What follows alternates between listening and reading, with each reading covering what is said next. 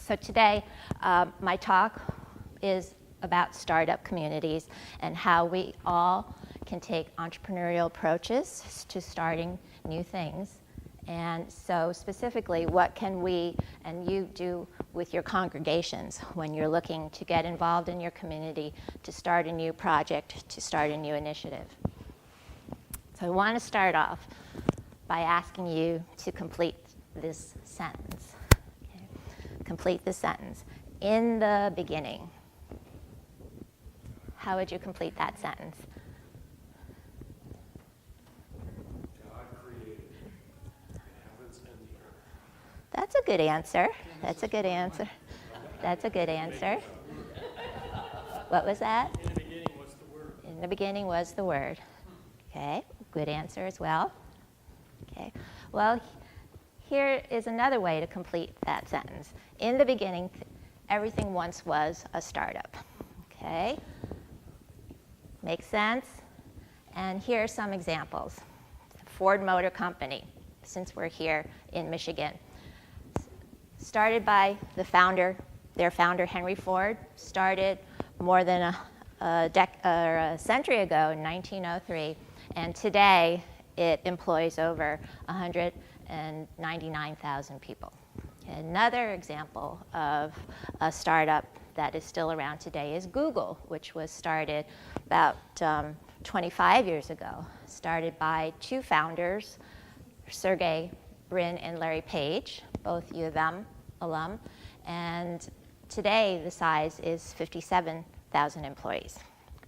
But my third example of a startup is something that was founded by God more than 4.6 billion years ago, and today the size of the earth is 7 billion people. So my point here is to give you examples of how everything really has to begin somewhere. And so there's a technique, there's an approach that we all can take to starting up whatever initiative we're about to start up. And these entrepreneurs, the founders of these startup companies, initiatives, here's a definition for entrepreneur. It's somebody who starts up a business, and a big part of being an entrepreneur is being willing to take that risk to start up whatever you're working on starting up, be it a business, a project, initiative, etc. There's a lot of risk in being an entrepreneur. It's not a sure thing. You don't know what's at the end of the road. And for the wise entrepreneur, you're taking intelligent risk. There's things that you can do when you're getting started to mitigate or minimize the risk and really put strategies in place to help improve your rate of success. I just threw on this page a few examples of technology startups that are pretty prevalent in society today, maybe more so with millennials, younger demographics, companies like Snapchat, Airbnb, Uber, etc. So just examples of technology startup companies. Okay. So again, we all start things up. Congregations may be focused on starting up community-based projects. I think Jefferson Avenue Presbyterian Church has also been involved in housing development work. Social services, I'm sure you all provide support to your congregation, to the residents in your community, and as well as educational programs. So in essence, we all are entrepreneurial. We all are starting up things. Which brings me to what I want to share with you today. Some important lessons that we can learn from these entrepreneurs that are starting up companies. Lessons that can help improve your rate of success, because with everything that we begin, there's always some risk involved. To different degrees, but there's always some risk. So what can we do to, from the very beginning, to make sure that our initiative, our project, has a good chance for success? And I picked these 2 lessons to focus on with you this afternoon because I think these are very important lessons that, candidly, not every entrepreneur gets, but they should be getting.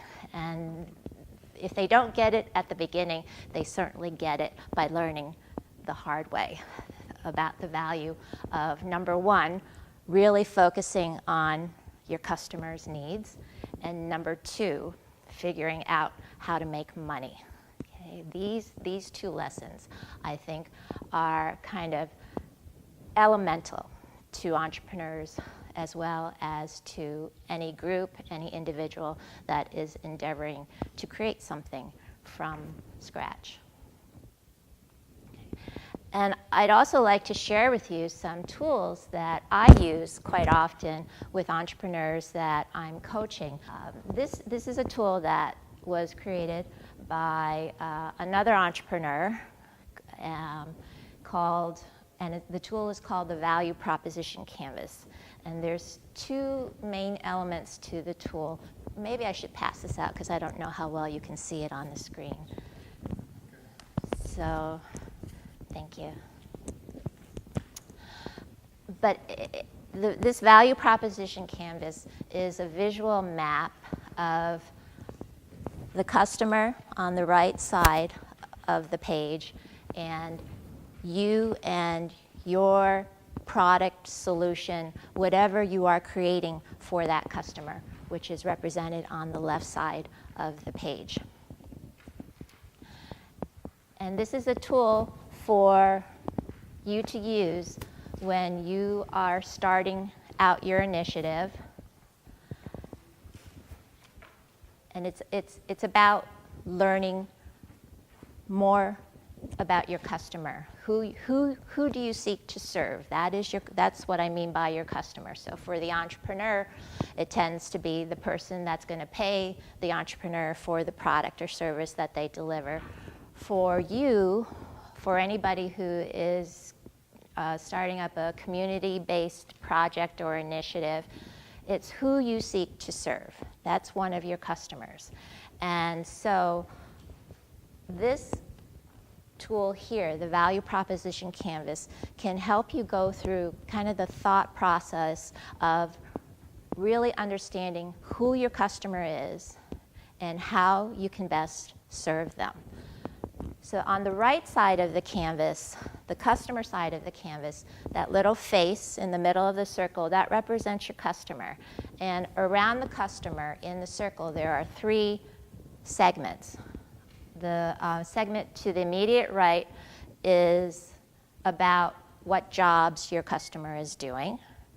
The other segment to the bottom of the circle is about your customer's pains. What are their issues, challenges, struggles? And then the top portion of that circle is about your gains, your customer's gains. Now, what would improve the situation of your customer? And for entrepreneurs who are creating products and services for their customers, this is the understanding that they seek out.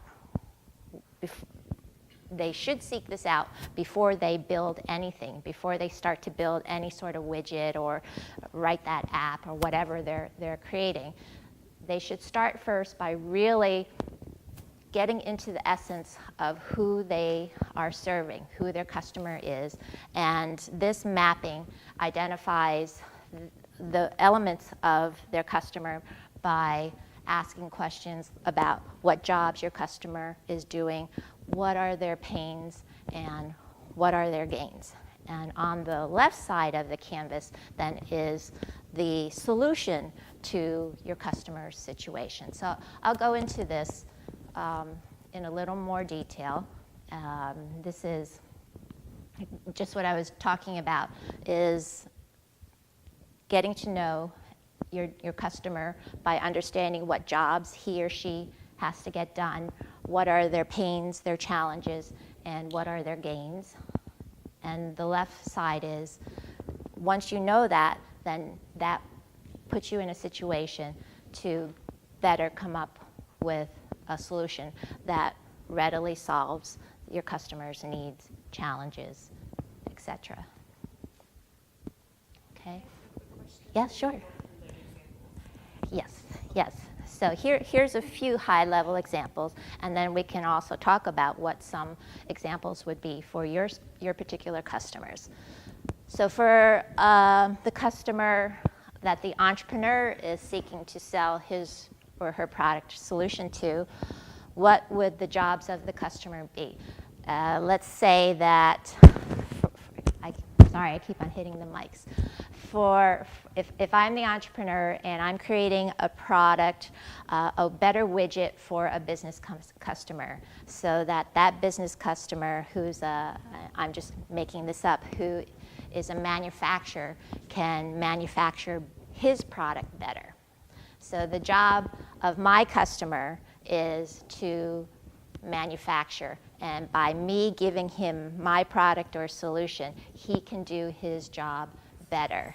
So the job on your value proposition map of the customer represents, for a business, it's what does that business do? If it's a consumer, and the entrepreneur, am creating a product, a more consumer-focused product, it might be like, how does my product make that consumer more happy? So there's different jobs based on which customer you're addressing, and along with the difference in jobs, there are different pains and there are different gains. So going back to the example of if the customer is a business, it's a corporation, and I'm an entrepreneur creating something for that business, that business might have some inefficiencies in their work. And so my solution will make their work more efficient, improves their productivity, et cetera, better, cheaper, faster, that kind of thinking. And so when I help them do their job better, they gain. And that is how that circle around the customer gets completed. That's kind of how you map out your customer and their persona and what it is that they need to get done, what problems do they have in getting that job done, and how can you help them out. Okay, so for another example, let's make it for the congregation. Who would your customer be? If you were serving a particular constituency, and whether it's an individual or a group, what would be some examples of that? Your neighborhood? Mm-hmm. Mm-hmm. Families, perhaps you want to provide, you want to work with the children in the congregation, so they would all fit into your customer persona. And what would you seek to find out about their customer? What are their jobs? What are their pains? What are their gains? So kids, jobs wouldn't be what's their literal job, but what's their current situation? What are kids doing? They're going to school. They're learning. They're discovering. Okay, so that's their current situation. What might be a pain that gets in the way of that? They're hungry. They're hungry, or going to school. They don't homework, right? Latchkey situations. Mm-hmm. Mm-hmm. Mm-hmm. Mm-hmm. And so what could be a gain then if the children's current situation is that it's important for them to learn. It's important for them to discover what their talents are, build their skills, mature, but things get in the way, like being hungry, not having a stable home, maybe not having all of the educational resources that they need to really learn, not having family support, a network around them to encourage them, lack of mentorship.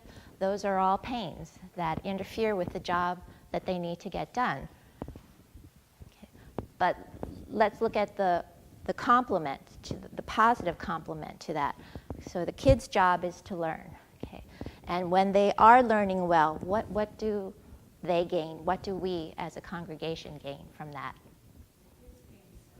Self-esteem, confidence, better future opportunities.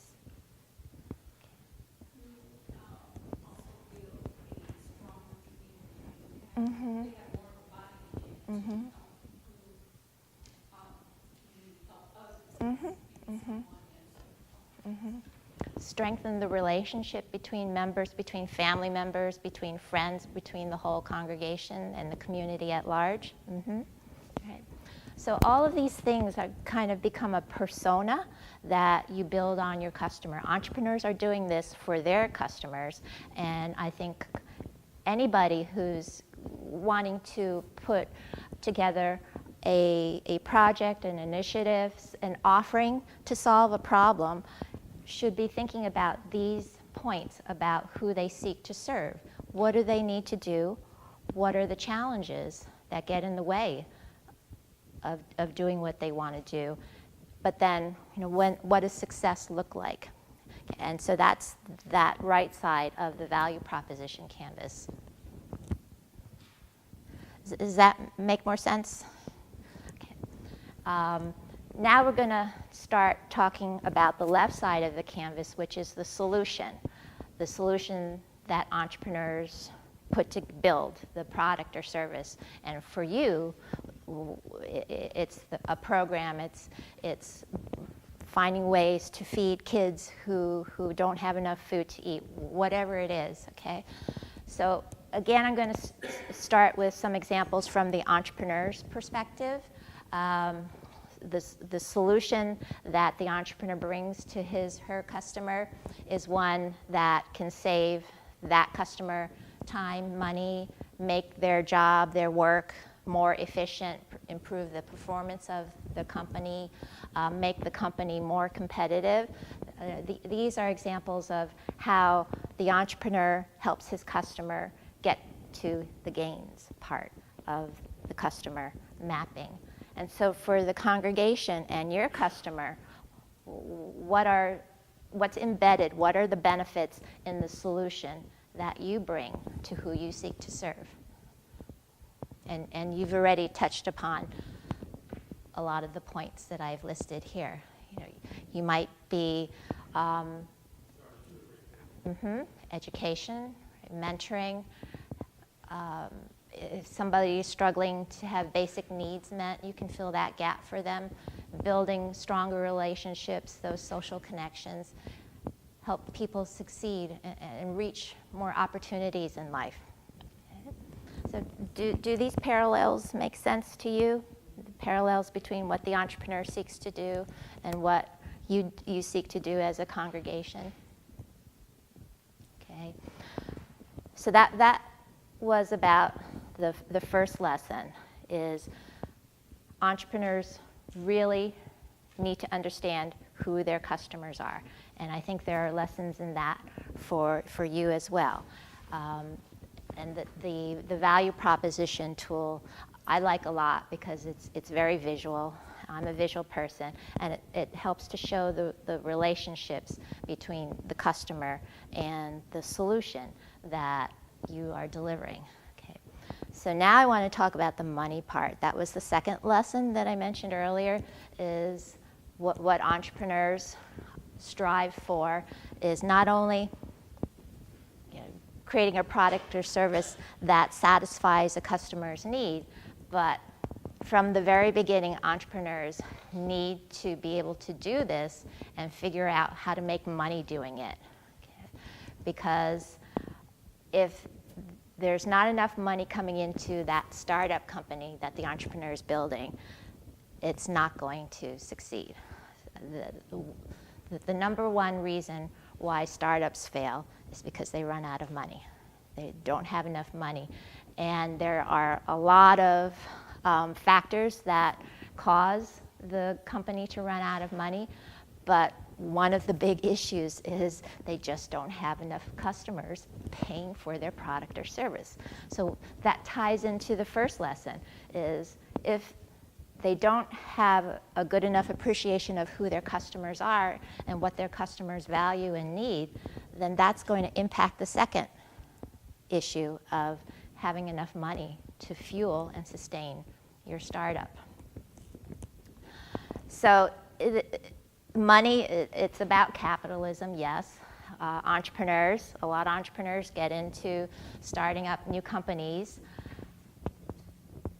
not just to save the world, but they also want to make money. And a lot of them are very interested in making a lot of money. And the successful entrepreneurs do make quite a bit of money. A lot of talk these days about unicorns. If you follow tech startups, if you hear somebody talk about a unicorn company, that's a company that is worth over $1 billion. Those are referred to as unicorns. So companies like Uber, Google, Facebook, those are all unicorns. So yes, it's for entrepreneurs, it's about making money, but also it's about sustainability. And I think that that's the lesson that we can take from the entrepreneurs is in order for them to sustain their company, they need to have that revenue coming in. And in order for congregations to sustain your initiatives, you need to have that sustainability, that lifeblood, which is oftentimes money. It's not always money. I'm going to get into that in a little bit, but the money represents something, the fuel that you need to continue to keep your project or initiative going. Just some examples about different ways to make money. Apple, Google, Uber, for example, they provide different products or service, and they have different models, revenue models they're called, and that there are just different ways for them to capture money and get money into the company. So now I have another tool that I want to share with you.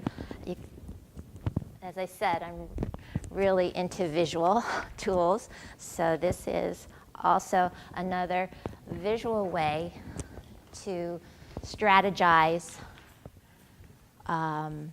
plans for startups. And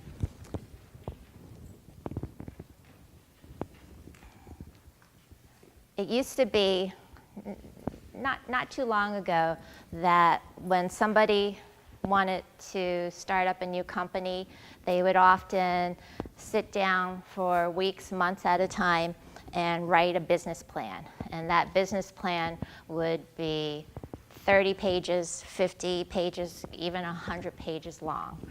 Well, the trend lately is to eschew those 30, 50, 100-page business plans because, candidly, once those business plans are written, they're immediately out of date because things change so quickly. They're just out of date. So this is a tool that has been adopted more recently by entrepreneurs, and a lot of programs that support entrepreneurs, incubators, accelerators. I use it as well with entrepreneurs that I'm coaching. This is called the Business Model Canvas. It was created by the same group who created the previous tool, the Value Proposition Canvas. And this is essentially a one-page business plan. So not 100 pages of narrative, but all of your plans for your business in one page. And there are 9 elements, 9 boxes on this canvas, 9 which represent 9 key strategies for a business, 9 key strategies that entrepreneurs are trying to figure out. And I think a lot, if not all of these strategies are also applicable to congregations when you are starting up your own initiatives, your own projects. And because they were created, this as well as the previous canvas were created by the same people, there's a relationship between the two. So On the right side of this business model canvas, there's a box there. The very far right box is called the customer segment.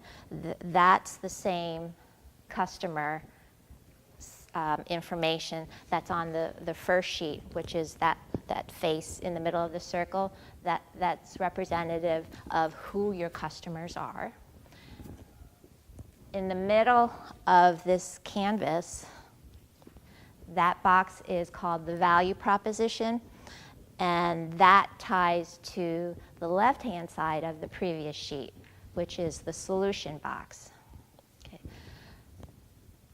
So your customers and your value proposition on the business model canvas are connected by some of the elements that are in between those two boxes, which I'm not going to go in to detail with you this afternoon. I'd be happy to do it some other time.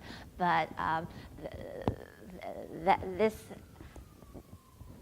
besides just being a simple one-page document, also shows the relationships between each of these elements, each of these strategies. So in between the value proposition box and the customer segment box, there are two smaller boxes which represent how you get your value to your customer. So there's a lot of nuances to this canvas that are really clever, because they really show the relationship of each of the strategic elements of a business plan and how it's all interconnected and how one influences the other. So again, I won't go into that detail with you this afternoon, but I just wanted to show you at a high level how that exists.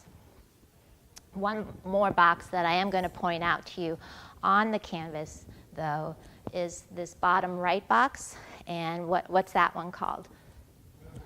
The revenue. Okay, so what we've been talking about, the customers, the value that you bring to them, and then how do you sustain being able to provide that value to your customers through a revenue model. And so that's also represented on this canvas.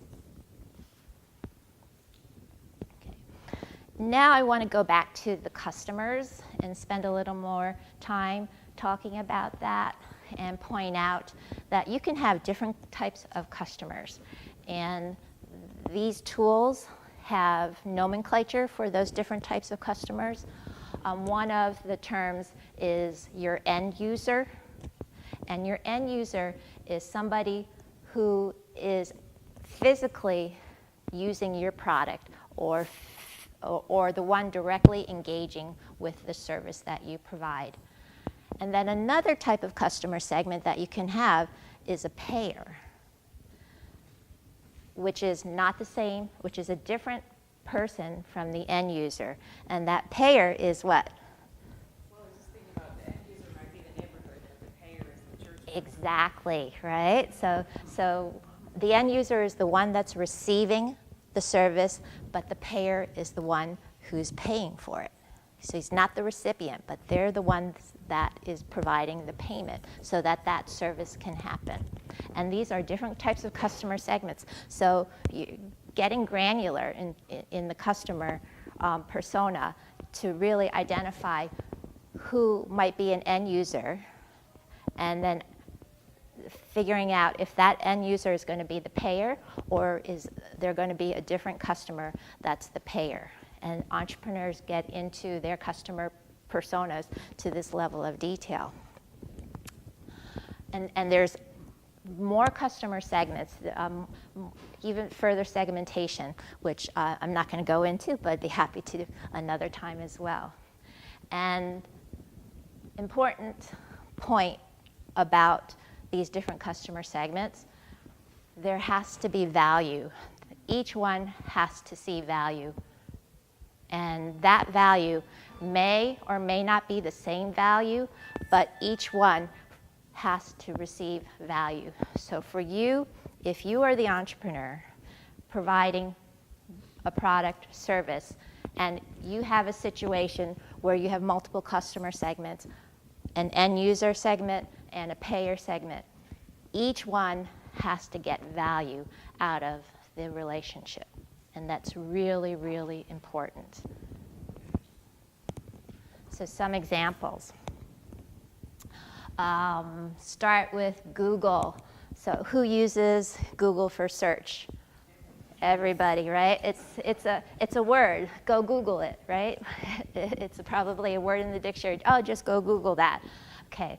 So when you are using Google as a search engine, you are an end user. You're using the Google product, the search engine. But are you paying for it? Do you pay for it? No. But somebody's paying for it, right? Who's paying for it? Right. So Google's revenue model is that they have a customer segment of end users that use it, but then they figured out another group of customers that pay for it. And there's different value for these different customer segments. For the person using the search engine, the end user, what's the value for them? You get information. For the payer, what's the value? The advertiser, what value do they get? Right. All of those end users that are on Google's search engine, they get access to us, the millions and millions of people that are out there Googling. These advertisers get access and they pay for it. So the value for both types of customer segments, the end user and the payer, there's value for each. Not the same, right? But there's value for each, and it's important that there be value for each side. Right. Right, right. Yeah. So that's a revenue model too. It's called the freemium model, where you give limited access to your product, just the basics, for free, but then to get all of the premium features, you got to pay, and that's the freemium model. But how many of the people out there that are on the platform are just happy to get the basics? Most of us, right? So there's some risk. Entrepreneurs have to figure that out. Are they giving away their product for free and thinking that they'll be able to get enough people to upgrade, but finding out that that's not happening, and that's a problem that happens to a lot of companies that use that model. Okay, so Google is an example of a business model that has multiple customer segments. Drugs too. When you take a prescription drug, you, the patient, are the end user. You're the beneficiary of the drug. Are you paying for it? Sometimes, right? Sometimes you are, but in the good old days, it was insurance that would pay for it, right? So the insurance was a payer, and the patient, the end user. So how about a school lunch program? Who's the end user? The kids. They're the beneficiaries. They get the meals at lunch. But who's paying for it? Taxpayers. I have the federal government here, but it's yeah. Even further than that, it's us. It's the taxpayers, right? So again, multiple customer segments, all integral to making the model work, the business strategy work. And so for the church, for mission-based ventures, oftentimes you have these multiple customer segments. You'll have an end user who is the beneficiary of the service, but then you have somebody else who is dedicated to supporting the mission, and they are the payer,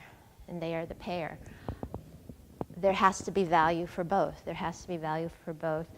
And from my experiences, I see that the end user, delivering value to the end user is easy, or not easy, but it's straightforward. You know what to do. But delivering value to the payer, to get that payer committed and sustained and engaged with you long term, that's the hard part. And I don't have a solution here today, but I just point out that this is a struggle for entrepreneurs as well. But I think keeping it top of mind that you have to have that value to the payer as well as the end user helps you be working on that strategically as well as tactically. Okay, so yeah. And some nonprofits understand this. They know that the donors want to be there because they believe in the mission and they want to support it. But the nonprofits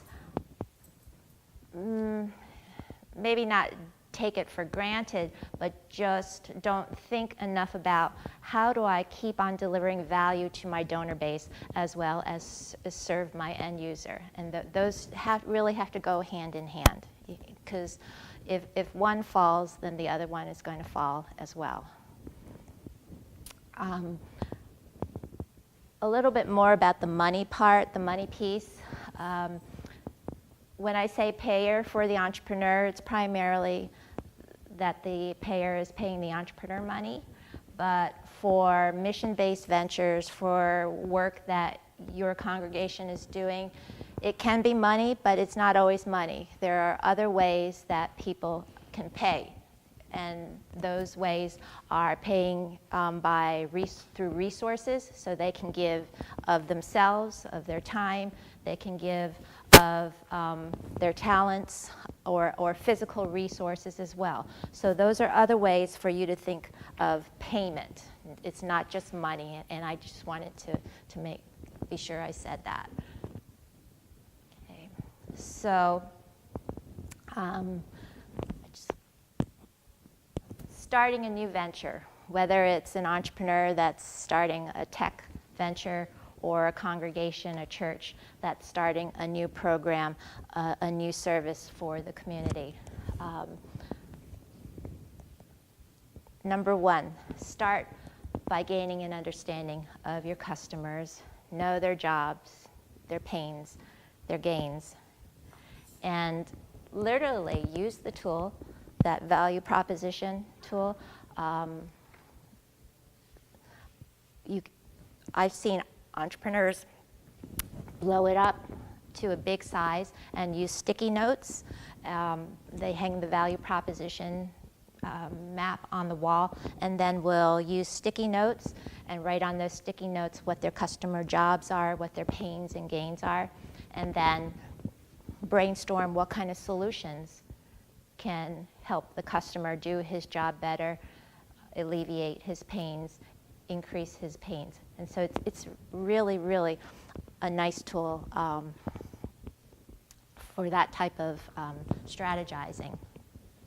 So know your customer, know your different types of customers, the end user, the payer, and there are other stakeholders involved.